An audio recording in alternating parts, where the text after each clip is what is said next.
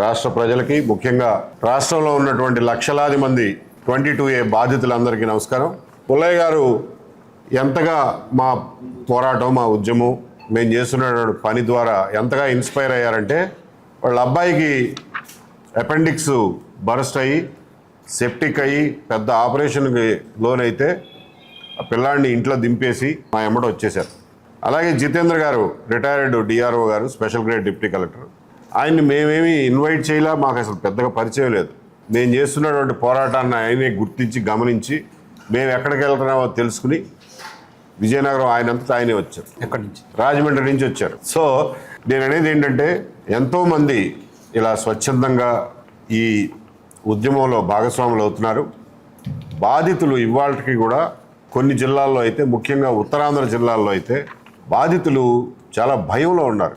మేము కొంతమంది బాధితులతో మాట్లాడినప్పుడు, ఇప్పుడు దాకా ఎందుకయ్యా అప్లికేషన్ కూడా పెట్టలేదు, ఎవరి దగ్గరికి పోయి చెప్పుకోలేదు అని అంటే, ఏమో సార్, చెప్పుకుంటే మళ్ళీ ఏ కాగితాలు చించేస్తారో, అసలు ఉన్నవి కూడా లేకుండా చేస్తారేమో, రేపు పొద్దున మా దగ్గర ఏమీ లేదంటారేమో అని భయపడి ఎవరి దగ్గరికి పోలేదు సార్, ఎవరికి పిటిషన్ కూడా పెట్టలేదు. అంటే ఆ స్థాయిలో భయం ఉంది. బ్రిటిష్ ప్రభుత్వంలో కూడా ఈ స్థాయిలో ప్రజలు భయపడలా, వాళ్ళ హక్కుల్ని వాళ్ళు కాపాడుకోవడం కోసం. అంత భయంలో ఇవాళ ఉన్నాం. 2-3 ఎగ్జాంపుల్స్. ఇవాళ శ్రీకాకుళం వచ్చాం, మొత్తం ఒక 10 కేసులు రాసుకున్నాం. ఒక కేసు ఉంది, ప్రభాకర్ రావు అని, ఆయన వాళ్ళకి 2.5 ఎకరాలు మిగిలింది.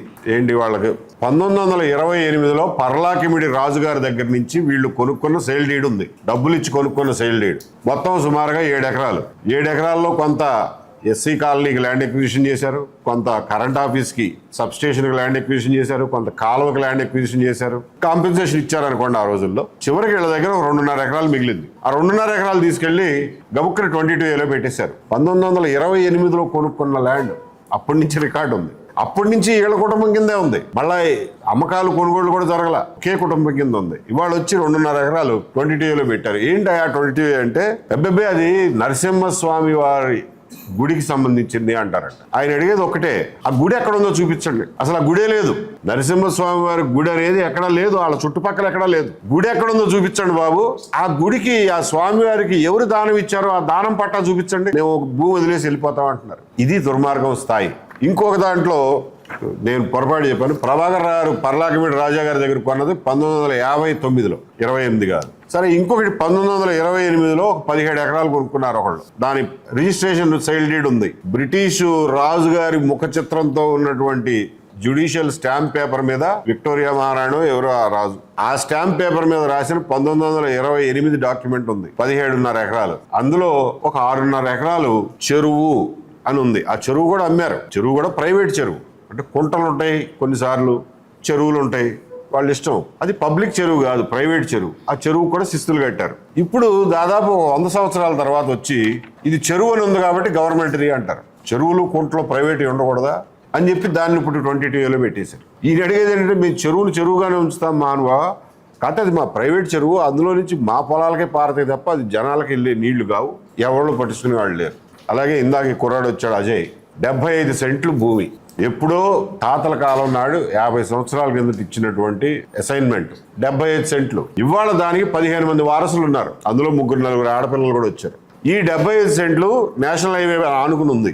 దాని మీద కొంతమంది రాజకీయ నాయకులు కన్నుబడింది. ఎంఆర్ఓ గారు అంటారు, వాళ్ళు వచ్చి ఈ 75 సెంట్లు అది ఒక పెద్ద గొయ్యి, అందులో ఏదో నీలగిరి చెట్లు వేసుకున్నారు, ఇది పెద్ద గొయ్యి, మీరు వ్యవసాయం చేయట్లేదు, ఇందులో సాగు చేయట్లేదు కాబట్టి మేము వెనక్కి తీసుకుంటామంట. రాత్రికి రాత్రి ఆ రాజకీయ నాయకుడు వచ్చి అందులో మట్టి పోస్తాడు. ఇవాళ లబోదిబోమంట వాళ్ళు ఆడపిల్లలు, మగపిల్లలు వీళ్ళందరూ వెళ్ళి ఎంఆర్ఓ ఆఫీస్ దగ్గరికి పోతే, భూమి దగ్గరికి వస్తే కేసు పెడతామంటారట. అంటే ఇతని దగ్గర నుంచి ఆ పట్టా క్యాన్సిల్ చేసి ఈ 15 మంది ఆడపిల్లల్ని, మగపిల్లల్ని ఏడిపించి ఆ 75 సెంట్లు పట్టా క్యాన్సిల్ చేసి ఇప్పుడు ఆ రాజకీయ నాయకుడు కట్టబెట్టడానికి ఎంఆర్ఓ గారు పంతం పట్టుకుని కూర్చున్నాడు. ఏం చేయాలి, మేము ఎక్కడికి పోవాలి చెప్పండి, ఎవరిని అడుక్కోవాలా? ఈ 75 సెంట్ల కోసం మేము ఏ హైకోర్టుకి వెళ్ళాలి, ఏ సుప్రీంకోర్టుకి వెళ్ళాలి? ఎవడింటాడు మా మాట? ఆ పిల్లోడు మర్చెంట్ నేవీలో ఉద్యోగమే చేసుకుంటాడా, కోర్టు చుట్టూ తిరుగుతాడా? మిగిలిన ఆడపిల్లలు ఎక్కడ తిరుగుతారు ఆ హైకోర్టుల చుట్టూ? ఇది ఈ రోజున ఉన్నటువంటి సమస్య. ఒక చోట అమరావతిలో కలిసే నవలూరులో ఆయన హైకోర్టుకు పోయాడు. పోతే హైకోర్టు చెప్పింది, వాళ్ళ కాగితాలు ఏదో చూసి మీరు ఆర్డర్ పాస్ చేయండి అని చెప్పి. సరే రావయ్యా అని చెప్పి పిలిచారు. ఈయన అన్ని కాగితాలు ఉన్నాయి ఆయన దగ్గర, అన్ని కాగితాలు ఇచ్చాడు.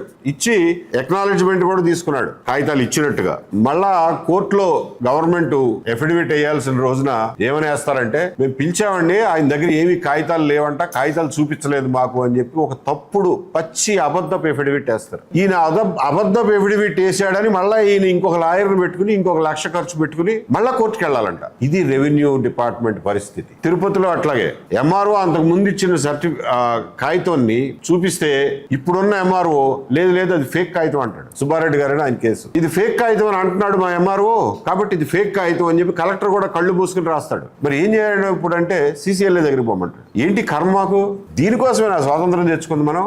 దీనికోసమేనా ఒక్కొక్కరిని ఇంత కష్టపడి ఎక్కడెక్కడి నుంచో వచ్చి వలసపోయిన కూలీలు కూడా వచ్చి ఓట్లేసి ఈ ప్రభుత్వాలను ఎన్నుకుంటాను? దీనికోసమేనా?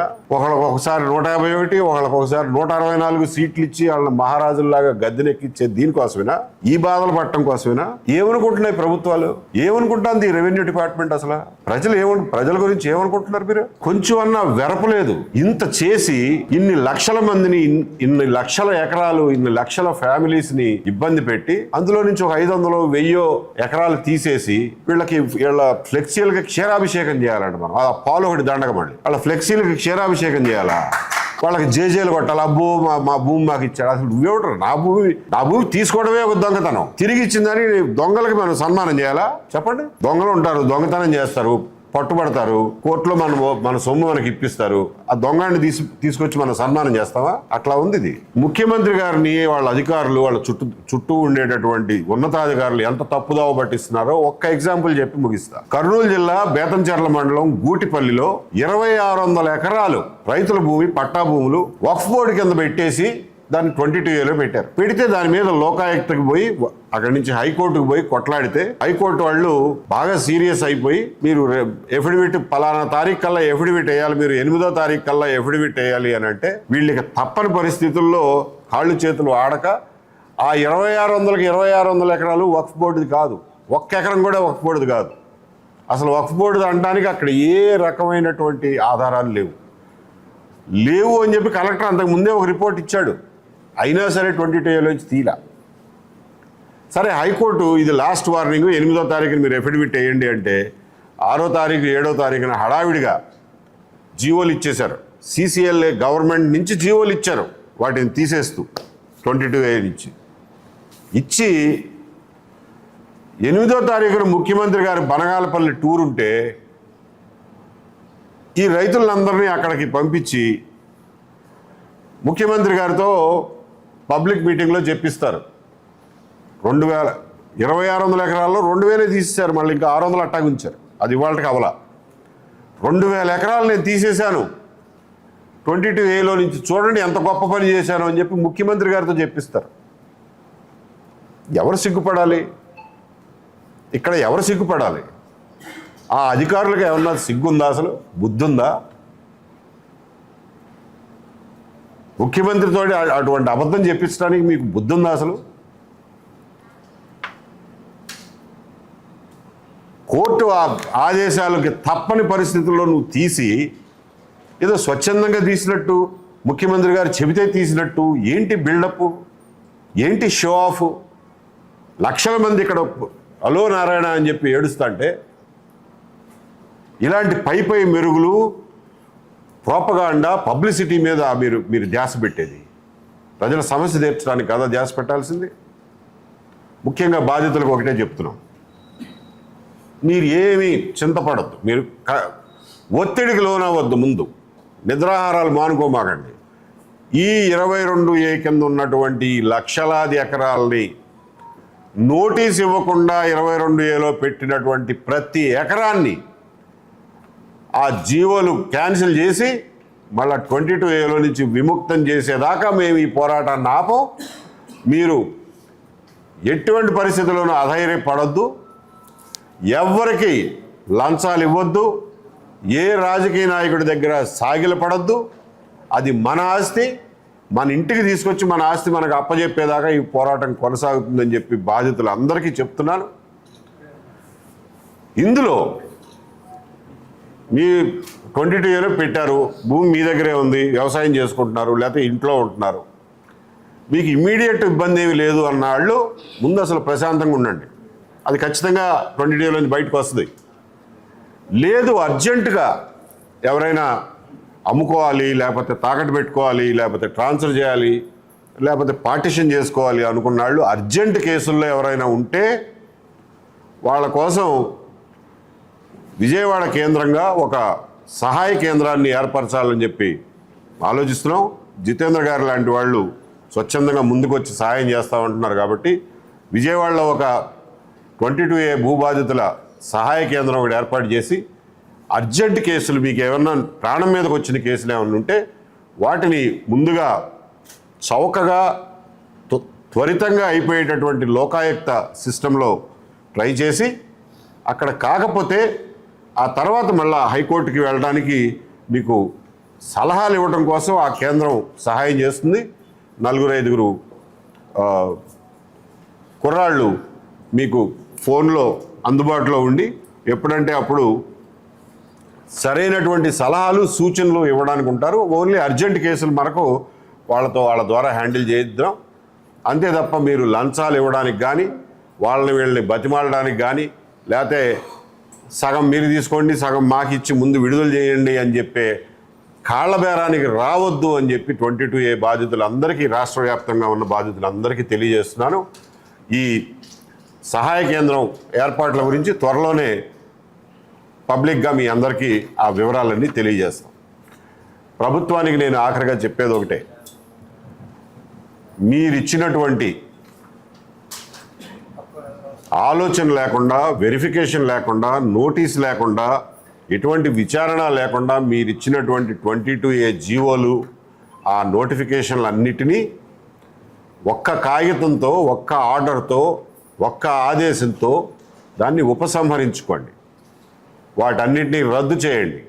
ఆ తర్వాత మీ ప్రభుత్వ భూములు కానీ దేవుడి భూములు కానీ ఏమైనా ఉంటే వాళ్ళకి నోటీసులు ఇచ్చి మళ్ళీ మీరు తిరిగి స్వాధీనం చేసుకోండి. ఎక్కడికి పోవు అవి భూములు, ఎక్కడికి పోవు.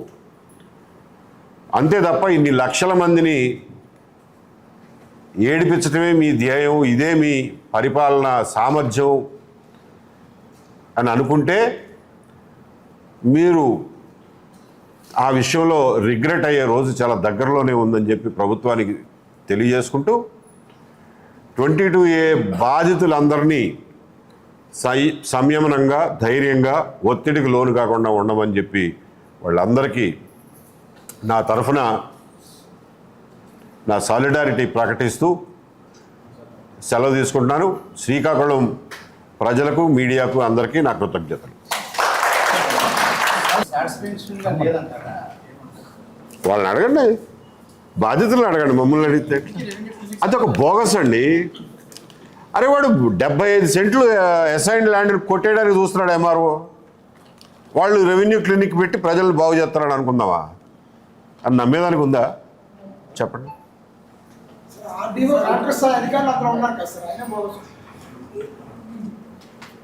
కలెక్టర్ స్థాయి అధికారులు లక్షల లంచాలు అడగటం మాకు ప్రత్యక్షంగా తెలుసు. కలెక్టర్ స్థాయి అధికారులు 10 లక్షలు, 50 లక్షలు, 60 లక్షలు లంచాలు అడిగిన కేసులు మాకు తెలుసు. ప్రూవ్ చేయలేము కానీ తెలుసు. ఏం చెప్పాలి? ఎటువంటి పరిపాలన సాగుతుంది ఇక్కడ? ఆల్రెడీ మీరు సమస్యల మీద, భూ సమస్యల మీద, రెవెన్యూ సమస్యల మీద ఆల్రెడీ ఫోకస్ పెట్టారు. సో నిజంగానే గత ప్రభుత్వం అన్నట్టుగానే ఇండిపెండెన్స్ అంటే బ్రిటిషర్స్ తర్వాత మళ్ళీ సర్వే అనేది జరగలేదు. సో సమగ్ర భూ సర్వే అనేది గత ప్రభుత్వం చేపట్టింది. దాని మీద మీ అభిప్రాయం ఏంటి? అంటే ఈ ప్రభుత్వం వచ్చాక మళ్ళీ దాన్ని ఆపేటువంటి చేస్తుంది. లేదు, రీసర్వే అనేది కంటిన్యూ చేస్తుంది ఈ ప్రభుత్వం కూడా. ఆ రీసర్వేలో కూడా చాలా సమస్యలు ఉన్నాయి. చాలామంది మమ్మల్ని అడుగుతున్నారు ఈ రీసర్వేల సమస్యల గురించి మాట్లాడరాదా అని చెప్పి. మేము అన్ని విషయాల గురించి మాట్లాడి ఈ 22A సమస్యని పలసన చేయటం మాకు ఇష్టం లేదు. అందుకని ముందు దీని మీదే ఫోకస్ చేస్తున్నాం. ఇది కానివ్వండి, ప్రభుత్వంలో జరిగే అనేక తప్పుల్లో ఇది చాలా పెద్ద తప్పు కాబట్టి దీని మీద కాన్సన్ట్రేట్ చేస్తాం. సార్, ఒక ఇంటెలిజెన్స్లో ఒక అధికారిగా పనిచేసిన వ్యక్తి ఇప్పుడు 22A అంటూ ప్రజల్లోకి వస్తున్నారు. మీరు బాధితులు అంటే కాదు, ఏంటి ఉద్దేశం ఏంటంటారు? ఏమైనా మేము పొలిటికల్గా పనిచేసే పార్టీ అండి. మేము పొలిటికల్ పార్టీ పెట్టబోతున్నాం, స్థాపించబోతున్నాం అని ఎప్పుడో చెప్పాం. సంవత్సరం కిందనే చెప్పాం. శ్రీకాకుళంలో చెప్పడానికి అవకాశం దొరికినందుకు మంచి సంతోషం. సో పొలిటికల్ పార్టీగా ముందుకు వస్తాం, మీ ముందుకి ఆ పార్టీ రిజిస్ట్రేషన్ అంతా ఆ పనుల్లో ఉన్నాం. అది అయిపోయిన తర్వాత మా మేనిఫెస్టో, మా ఎజెండా, మా క్లియర్ ప్రోగ్రామ్ తోటి మేము ముందుకు వస్తాం. జూనియర్ ఎన్టీఆర్ గారు కూడా ఉన్నారు మీ వెనకెత్తనా? లేదండి, అవన్నీ అబద్ధాలు. అబద్ధాలు మన ఆయనతో ఏమైనా కలుపుకొని లేదండి, ఎప్పుడు కలవాలి, ఎప్పుడు కలవాలి కలుపుకునే అవకాశం ఉందా? లేదు. అసలు దాని గురించి మేము ఎప్పుడు ఆలోచించాం. ఇవాళ ఆయన చెప్పినట్టుగా 435 మెమో మీరే ఇచ్చారు, 575 జీవో మీరే ఇచ్చారు, నాగార్జున రెడ్డి గారి జడ్జిమెంట్ ఉంది, తర్వాత రిట్ అప్పీల్ జడ్జిమెంట్ ఉంది, ఆ తర్వాత మీరు ఎన్నో గవర్నమెంట్ ఆర్డర్లు ఇచ్చారు. మీ ఆర్డర్లు మీరే ఫాలో గారు. మీ ఎంఆర్ఓలు ఏమో వాటిని ఎక్కడ అమ్ముకుందామా, ఎక్కడ అమ్ముకుని తిందామా అని అనుకుంటున్నారు. మీరు ఏ కారణం చేతైతే ప్రభుత్వ భూములు కాపాడాలనే ఉద్దేశంతో ఈ 22Aలో లక్షలాది ఎకరాలను రాత్రికి రాత్రి నోటీస్ ఇవ్వకుండా చెప్పా పెట్టకుండా పెట్టారో, మీ ఉద్దేశం ఏదైనప్పటికీ కూడా అది ఇవాళ